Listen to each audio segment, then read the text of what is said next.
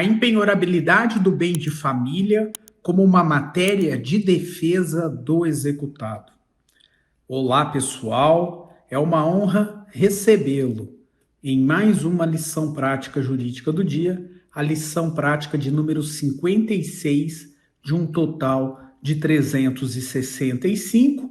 Neste canal, diariamente, eu tenho postado um áudio com conteúdo jurídico voltado a obter sucesso na defesa do executado ou estratégias processuais para vencer o processo de conhecimento.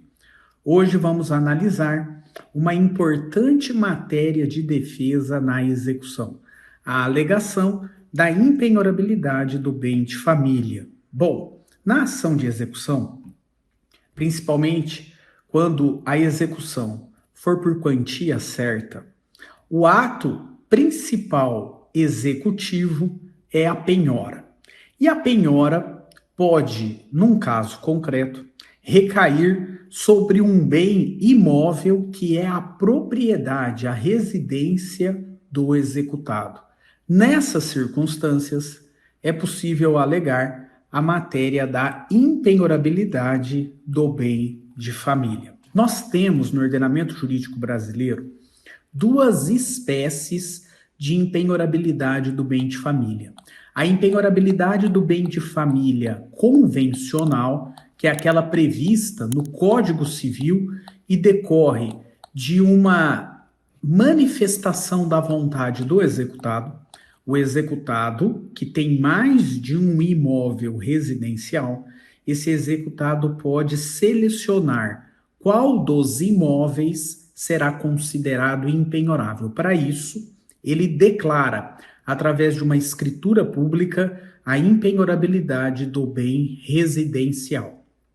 Essa declaração, autonomia da vontade aqui, deve ser levada a registro no cartório de imóveis onde esse bem se situa e, a partir daí, esse bem se torna impenhorável. Aqui é um ato que decorre da vontade do próprio executado. Agora, nós temos uma outra modalidade de impenhorabilidade do bem de família, que é a decorrente da lei. E a lei que trata isso é a Lei 8.009 de 90. Essa lei, ela seleciona aquele imóvel residencial do executado como sendo impenhorável. E se, no caso concreto, o executado dispõe de mais de um imóvel residencial, ele tem mais de um domicílio, para os efeitos da Lei 8.009, será considerado impenhorável o imóvel residencial de menor valor. Se ele tem um só, claro, esse imóvel único será considerado impenhorável na ação de execução. Muito bem, a Lei 8.009, ela é uma lei que protege a dignidade da pessoa humana, né? E por que isso? Porque a impenhorabilidade do bem residencial, a impenhorabilidade do imóvel familiar, ela se presta justamente para resguardar o direito constitucional de moradia. O direito constitucional de moradia, ele está, prevalecendo sobre o direito de crédito do exequente. Até porque esse direito à moradia é um direito que resguarda o mínimo existencial, resguarda a dignidade da pessoa humana e, portanto, essa é, a função da impenhorabilidade do bem de família no caso concreto. Muito bem. Para que esse executado tenha sucesso na sua defesa, ele deve alegar essa matéria de defesa e demonstrar ao juiz os requisitos da impenhorabilidade do bem de família. O primeiro requisito é que o imóvel penhorado é, de fato, a residência familiar. Cabe ao próprio devedor, cabe ao próprio executado trazer para a execução as provas no sentido de demonstrar que esse imóvel penhorado, ou indicado a penhora, esse imóvel é o imóvel residencial. Se trata, portanto, da unidade familiar, né? Da residência familiar. Então, esse é o primeiro requisito, e esse requisito ele tem que ser provado pelo executado. O ônus da prova é do executado. Esse imóvel, ele se trata da unidade familiar, a residência familiar, e aí entra qualquer tipo de família, né? Pode ser uma família constituída do casamento, da união estável, de uma relação heteroafetiva, de uma relação homoafetiva. Inclusive, o STJ, ele tem uma interpretação extensiva para considerar a impenhorabilidade do bem de família a favor, inclusive, do devedor solteiro. Tá? O imóvel residencial onde o devedor, o executado solteiro, reside, esse imóvel é impenhorável. Muito bem. O segundo requisito é que resida, a unidade familiar resida nesse bem. Não basta alegar, tem que comprovar que o bem é, de fato, a unidade residencial do núcleo familiar. Muito bem.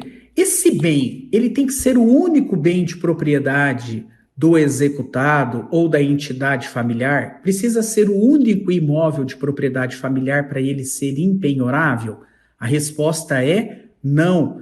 Para se reconhecer a impenhorabilidade do bem de família, não é exigido que o devedor prove que tenha apenas um imóvel, o imóvel que ele reside. Não, ele pode ter vários imóveis e o imóvel que ele reside é impenhorável, mesmo que esse não seja o único bem de sua propriedade, tá? Isso está bem claro na jurisprudência do STJ.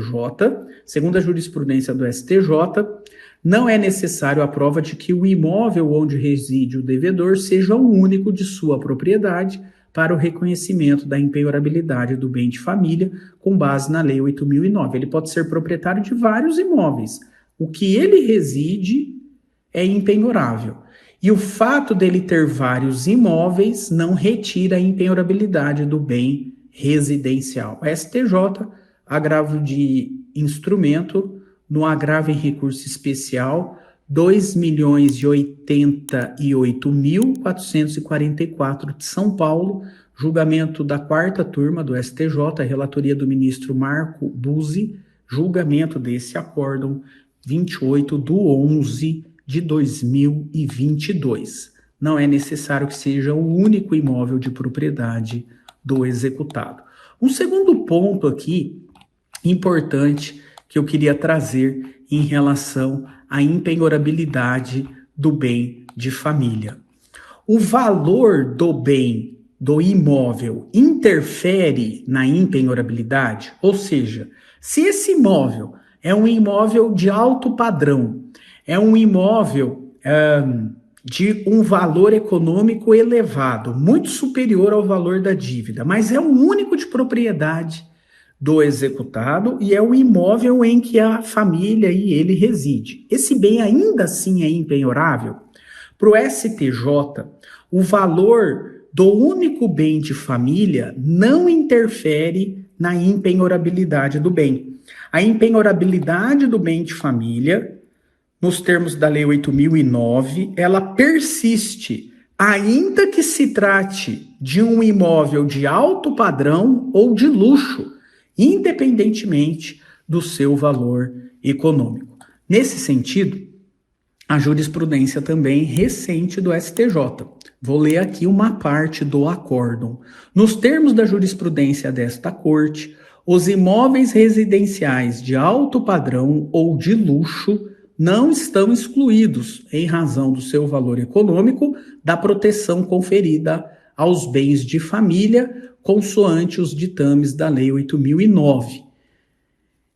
Nesse sentido, o STJ considerou que o imóvel de valor alto é impenhorável, tá? Qual é esse julgado, professor? Agravo interno no agravo em recurso especial 2.179.277 de São Paulo.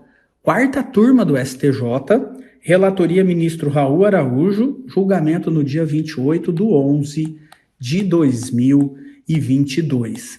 O devedor tem um único imóvel e ele aluga esse imóvel para fazer renda.